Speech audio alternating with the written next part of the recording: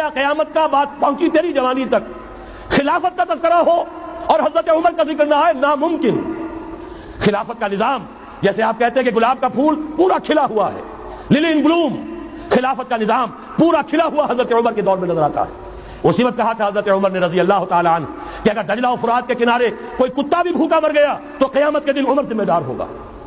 اور جانور تک کا معاملہ ہے، مجوسی کو دیکھ لیا تھا بوڑھے کو ایک کہ جو بھیک مانگ رہا تھا، وہاں کے عامل اور گورنر سے ایکسپلینیشن کال کی، یہ بھیک کیوں مانگ رہا ہے؟ جب یہ جوان تھا، کام کر سکتا تھا، تم اس سے جزیہ لے رہے تھے، اب یہ بوڑھا ہو گیا ہے، کما نہیں سکتا، تم نے اسے بھکاری بنا دیا ہے، اس کا وظیفہ مقرر کرو۔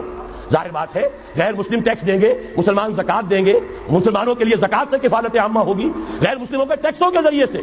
وہی نظام جو آج یورپ میں ہے، اسکینڈینیوین کنٹریز میں ہے، برطانیہ میں ہے، ان امپلائمنٹ الاؤنس ہے، یا یہ کہ اور ویلفیئر کا نظام ہے، لیکن اسلام کا مکمل ترین ویلفیئر نظام زکات کے تحت ہے، اور اس میں گارنٹی ہے ہر شہری کی بنیادی ضروریات انڈر ریٹن، ان کی ذمہ داری ریاست کے ذمہ۔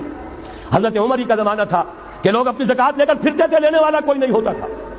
اس کا بھی میں مسئلہ آپ کو سمجھا دینا چاہتا ہوں۔ میں نے تو عرض کیا تھا میں تو مدرس ہوں، عوامی مقرر نہیں ہوں، میں تو چاہتا ہوں آپ چیزیں سمجھ کر اور ان کا علم آپ کا جو ہے حاصل کر کے اٹھیں، لوگوں کو پھر پہنچائیں۔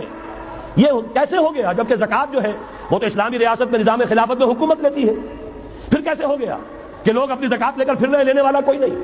اس کو بھی جان لیجئے، جیسے زمین کی دو قسمیں میں نے بیان کی، خراجی اور عشری، ایسے ہی زکات کے قابل جو مال ہے اس کی بھی دو قسمیں ہیں۔ اموال باطنہ، گھروں میں رکھی ہوئی کوئی نقدی ہے، کوئی زیور ہے، کوئی اور ایسی چیزیں ہیں، یہ اموال باطنہ کہلاتی ہیں۔ اس کی زکات جبراً حکومت نہیں لے گی، اگر اس کی زکات جبراً حکومت لے تو گھروں کی تلاشیاں لینی پڑیں گی، جا کے تکیے پھاڑ پھاڑ کے دیکھنے پڑیں گے کہ کہیں کچھ رکھا ہوا تو نہیں ہے۔ یہ معاملہ مسلمانوں کی ان کی اپنی نیت پر، ایمان پر، اللہ کے ساتھ ان کے خلوص و اخلاص پر چھوڑ دیا۔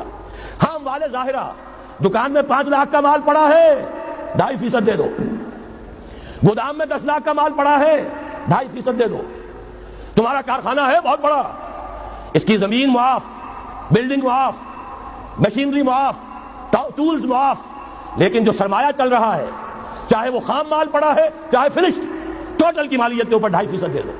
یہ ہے زکات جس کو بدنام کیا ضیاء الحق صاحب نے، صرف سود جو ہے، سود والا جو صرف بینکوں کے اندر ڈپازٹ ہے اس سے 2.5% لے کر اسے زکات قرار دے دیا، حالانکہ وہ تو کچھ زکات نہ ہوئی، سود کا کمیشن ہوا، اس کے سوا کچھ بھی نہیں۔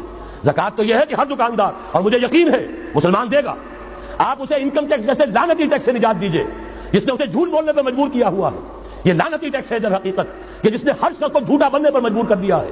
ان کو ختم کریں۔ زکات تو مسلمان اپنے ایمان کے تقاضے پر دے گا، اور وہ دے گا اور خوشی سے دے گا۔ لہٰذا یہ پورا نظام جو ہے اس کو اختیار کیا جائے زکات کے، تو پوری ویلفیئر اسٹیٹ، دنیا کے بلند ترین معیارات کی ویلفیئر اسٹیٹ قائم ہو جائے، جو حضرت عمر نے کہا تھا کہ کوئی کتا بھی بھوکا پیاسا نہ رہے۔